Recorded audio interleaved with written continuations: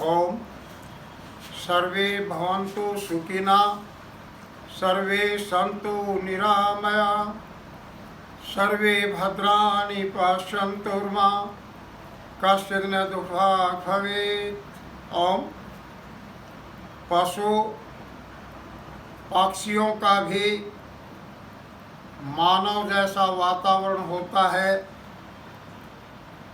कीट पतंग हो, पशु पक्षी हो, ये सभी मानव को कुछ ना कुछ सीखने के लिए देते हैं। इन सब का एक समान वातावरण है। सभी जीवधारियों में आत्मा होती है। वे बोल सकते हैं, वे चल फिर सकते हैं। हम केवल इतनी ही समानताएं मांगते हैं। लेकिन इनका अध्ययन किया गया तो पाया जाता है कि जैसे मानव के लिए व्यायाम करना जरूरी है, उतना ही पशु पक्षियों के लिए भी व्यायाम करना जरूरी है। एक बार का वर्णन मिलता है कि एक वैज्ञानिक ने एक बंद पिंजरे के अंदर एक खरगोश को रोक रखा था और वो कई वर्षों तक उसी पिंजरे में रहा। जब से जन्म हुआ था उसी समय से पिंजरे के अंदर था और फिर उसने पिंजरे के अंदर से उसको बाहर निकाल दिया। खुले वातावरण को उसने देखा और वह हरी भरी घास में दिल लगाकर भागने लगा। लेकिन थोड़ी ही देर में वह थक गया और वहाँ पर गिरकर मर गया, क्योंकि उसका सांस फूल गया। पहले कभी इतना दौड़ा नहीं था और अब दौड़ने से, उस आनंद लेने से, उसके सांस फूलने से तो वो अपना दम तोड़ गया। दूसरा एक उदाहरण और मिलता है। दूसरा उदाहरण एक तीतर का वर्णन मिलता है। वह भी एक बंद पिंजरे में अपने जन्म के समय से उसको वहाँ रखा गया। उसे नीले आसमान में उड़ने के लिए एक बार छोड़ा गया, लेकिन अक्सर भर बाद वह भूमि पर गिर पड़ा और उसके प्राण पखेरु उड़ गए। परीक्षण के बाद पता चला कि खून की नली फट गई और व्यायाम न करने के कारण वह अधिक उड़ नहीं पाया और मर गया। केवल इतना ही नहीं, बल्कि मानव जैसे सामाजिक बंधनों में होता है, इसी प्रकार से पशु और पक्षियाँ भी होते हैं। हम पशुओं को देखते हैं कि जब वे गांव के अंदर पशुओं की डारों को, पशुओं के समूहों को खेत में चरा करके घर के अंदर या घर में लाने के लिए छोड़ते हैं, तो सभी पशु अपनी कतार बनाकर चलते हैं। एक मुखिया पशु आगे हो जाता है और सभी पीछे पीछे कतार में चलते हैं। इसी प्रकार से हम कई बार और बल्कि अनेकों बार आसमान के अंदर देखते हैं। चाहे बुगलों को देखो, चाहे कबूतरों को देखो, चाहे चिड़ियाओं को देखो, किन्हीं भी पक्षियों को देखो, वो कतार बनाते हैं। कभी तो वो एरोहेड की स्थिति में कतार बनाकर चलते हैं, कभी सिंगल लाइन की कतार बना करके चलते हैं और सब एक कतार में चलते हैं। बाकी सभी पक्षी उसका अनुसरण करते हैं। तो इनका कितना अनुशासन है, उनका भी अपना सामाजिक बंधन है। किस तरफ जाना है, कहाँ जाना है, कैसे जाना है, कहाँ रेस्ट करना है, जो आगे गाइड कर रहा है वो अपना चल रहा है और दूसरे सभी पक्षी सभी पशु उनके पीछे पीछे चल रहे हैं, तो ये उनका अपना अनुसरण है। इतने ही कहना काफ़ी नहीं होगा, बल्कि एक अमेरिका के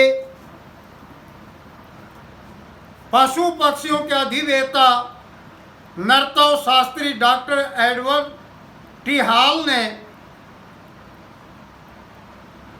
एक अपनी पुस्तक के अंदर विवेचन किया, और पुस्तक थी द हिडन डायमेंशन, में कहा कि पशु और पक्षियों को तो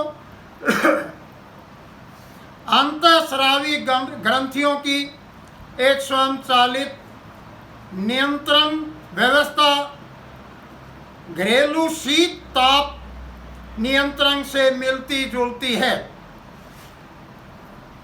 डॉक्टर जॉन जे क्रिश्चियन प्रथम वैज्ञानिक था जिसने सिद्ध किया कि दबाव पड़ने पर पशु पक्षियों की जनसंख्या भी बढ़ती है। इनका प्रयोग अमेरिका के नज़दीक चेसापीक खाड़ी की एक आधा वर्ग किलोमीटर का एक टापू है, वहाँ पर किया गया।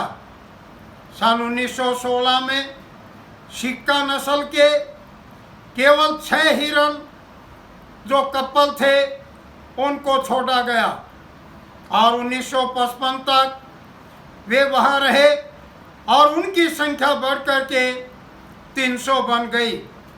लेकिन उसके 3 वर्ष के बाद जब उन्होंने देखा तो वो केवल घटकर 60 रह गई थी।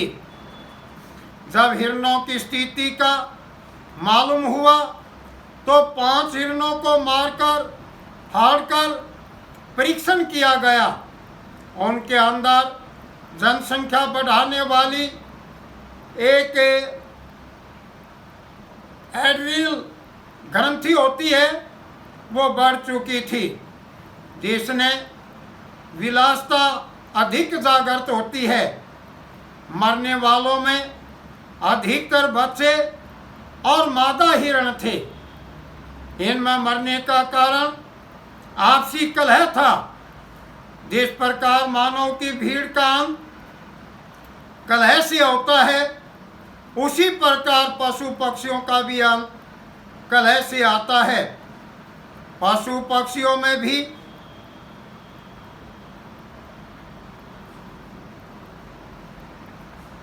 जो ये कारण बनते हैं, जैसे हमारे समाज में जनन की जरूरत है और सृष्टि रचना में भी इसी तरह पशु पक्षियों का योगदान है।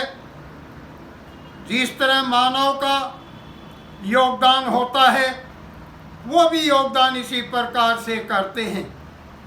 मैं यहाँ पर ये बताना चाहूँगा कि हमने इनके प्रेम को भी देखा है, प्यार को भी महसूस किया है।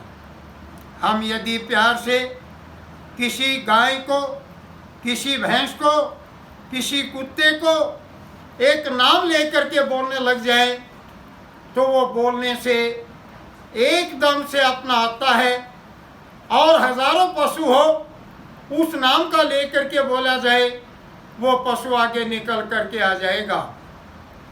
तो वो मनुष्य की तरह समझदार हुआ। और इसी प्रकार से हम पक्षियों के अंदर भी देखते हैं, चाहे वो तोता हो, कबूतर हो या और दूसरा जानवर हो, हम उनका कोई नाम रख लेते हैं और नाम लेकर के उसको पुकारते हैं, तो वो वहाँ आ जाता है।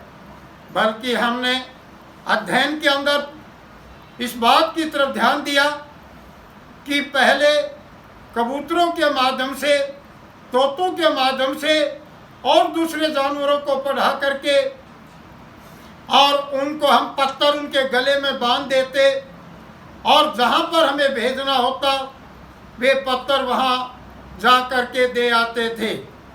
तो वो बहुत समझदार हैं, मानव की तरह उनकी सोच है। इसी प्रकार से हम कुत्तों को देखते हैं, कुत्ते भी बहुत समझदार हैं, और कुत्ते इतने समझदार होते हैं कि नाम लेकर के पुकारे।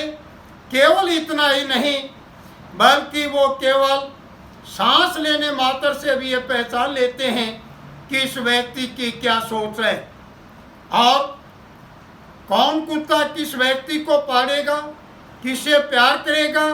जो व्यक्ति सोच रहा है उस सोचने वाले की जो सांस प्रक्रिया है केवल मात्र उसको दूर से सुन करके वो महसूस कर लेता है। मनुष्य में भी कोई कम गुण नहीं रहे। पहले मनुष्य हमने देखा भी है, सुना भी है। आज तो कोई चोरी की घटना या और कोई घटना होती है तो उसमें छानबीन की जाती है, लेकिन पहले पवित्र और शुद्ध विचारों के व्यक्ति होते थे, उनको पैरू बोला जाता था और वो जहाँ पर कोई घटना होती वहाँ उस पैर को सुन करके और वो चलते रहते। जिस तरफ वो जाते वो पैरू वहाँ तक पहुँच जाता, चोरी करने वाले के सामान को ढूंढ लेता और चोर तक वो पहुँच जाया करता था। ये गुण मनुष्य के अंदर हुआ करता। इसी प्रकार से आज ये कुत्ते भी काम करते हैं। हमारी मिलिट्री के पास, हमारी पुलिस के पास कुत्ते हैं और उन कुत्तों को एक बार सूंघाकर हम चल पड़ते हैं। वो उस एमिनेशन तक, वो उस हथियार तक, वो उस व्यक्ति तक कुत्ता पहुंच जाता है और उसको पहुंच करके पकड़ लेता है और वो व्यक्ति तक चला जाता है।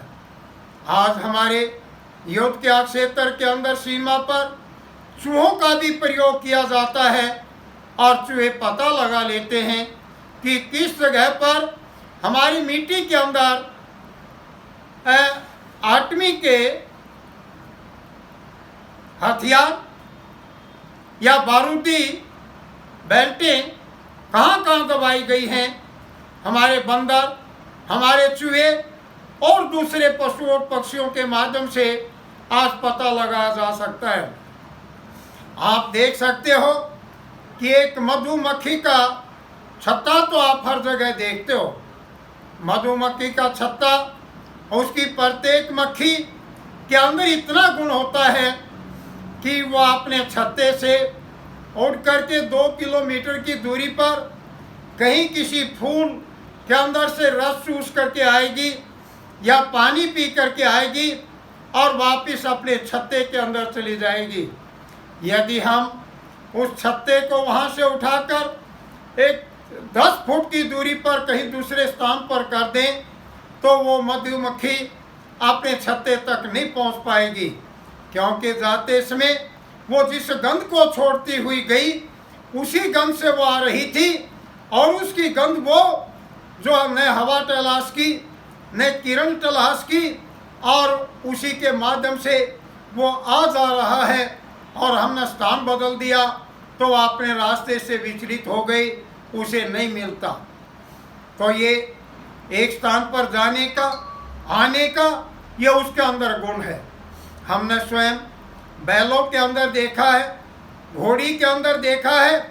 एक रास्ते से बैलों को रात्रि के समय 20 किलोमीटर तक ले जाएं और अंधेरे में ही अगले रात लाना हो तो बैल उसी रास्ते से आएंगे जिस रास्ते से गए थे। कितना समझदार है वो पशु जो अपने रास्ते को नहीं भूलता। इसी प्रकार से घोड़ी, जो घोड़ी एक बार एक रास्ते से चली जाएगी वो कितनी दूर चली जाए वापस उसी रास्ते से आ जाएगी।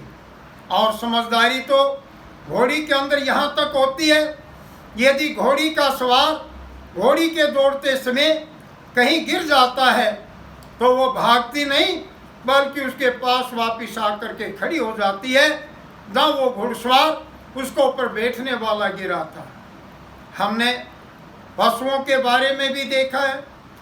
पशुओं के झुंड के अंदर पशुओं को चराने वाला जो पाली होता है, उनका जो रखवाला होता है, जो प्रतिदिन उनको चारा चरा करके लाता है और वो उसके ऊपर कोई आपत्ति आ जाए, कोई विरोधी विचारधारा का व्यक्ति उसके ऊपर आक्रमण करे तो सभी गाय और भैंस उसके चारों तरफ हो जाती हैं और वहाँ दुश्मन को लावे नहीं लगने देती, वो उनका मुकाबला करते हैं। इसी प्रकार की घटना हमने अलवर के महाराज के बारे में सुनी। अलवर का महाराज अपनी सुरक्षा के लिए शेर और शेरनी को रखा करता था। वो शेर और शेरनी दोनों उसकी सुरक्षा किया करते और बॉडीगार्ड की तरह से उसके साथ आते जाते और रहते थे। वह अपने मालिक के प्रति वफादार होते थे और उनकी सुरक्षा का भी प्रॉपर ध्यान रखा करते थे। आदमी से चूक हो सकती है, पशु और पक्षी से चूक नहीं होगी। वह अपने मालिक के प्रति बहुत वफादार है। तो इसलिए मनुष्य और पशु पक्षियों के वातावरण में कोई अंतर नहीं है। यह आपस में दोनों के अंदर एक समान गुण हैं, दोनों एक दूसरे के नज़दीक हैं। हमने अपनी चाहे योग की क्रिया रही हो, चाहे प्राण की क्रिया रही हो और चाहे दूसरे कोई नई रिसर्च रही हो, वो सारी की सारी पशुओं से पक्षियों को देख करके हमने सीखी है और उनसे करी है। इसलिए पशु पक्षियों का मानव जैसा वातावरण है, मानव जैसा इनका गुणक्रम है और मानव की तरह इनका चिंतन है।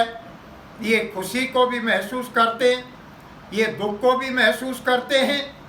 जैसे मैंने अब अलवर के महाराज का किया, जब इमरजेंसी के दौरान अलवर के महाराज नहीं रहे तो उस समय की मैं चर्चा कहता हूँ। उस शेर और शेरनी को जयपुर के राजेंद्रा गार्डन के अंदर ले जाया गया और वहाँ शेर तो कुछ दिन के बाद मर गया, क्योंकि राजा के मरने के बाद उसने न कुछ खाया न कुछ पिया और राजा का वो दुख महसूस करता रहा, वियोग को महसूस करता रहा।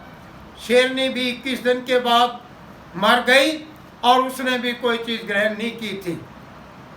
जब वो अपने राजा के प्रति इतने आश्वस्त हो सकते हैं, उसके वियोग को सहन नहीं कर सकते, तो मनुष्य की तरह ही उसके गुण थे, मनुष्य की तरह वे समझदार होते हैं। हम सारी इन बातों को अपने वातावरण में देख सकते हैं। तो हम सब ने चाहिए कि सभी जीव प्राणी एक ही आत्मा है, एक ही परमात्मा के बनाए हुए हैं। हम सब का एक ही वातावरण है, एक सा ही गुण कर्म स्वभाव है। अच्छाई और बुराई को हम सब करते हैं, कर्म करने के लिए स्वतंत्र हैं। आओ हम अच्छे कर्मों को करें और प्रकृति के अंदर जितने भी हमारे इस वातावरण के अंदर जितने भी जीव प्राणी हैं वो सब हम एक हैं। आओ मिलकर के प्रेम करें और सभी प्राणियों को अपने समान माने, इनको भी प्रेम दें, इनसे भी प्रेम लें और अपने आप को खुश रखें। ओम शांति, ओम शांति, ओम शांति।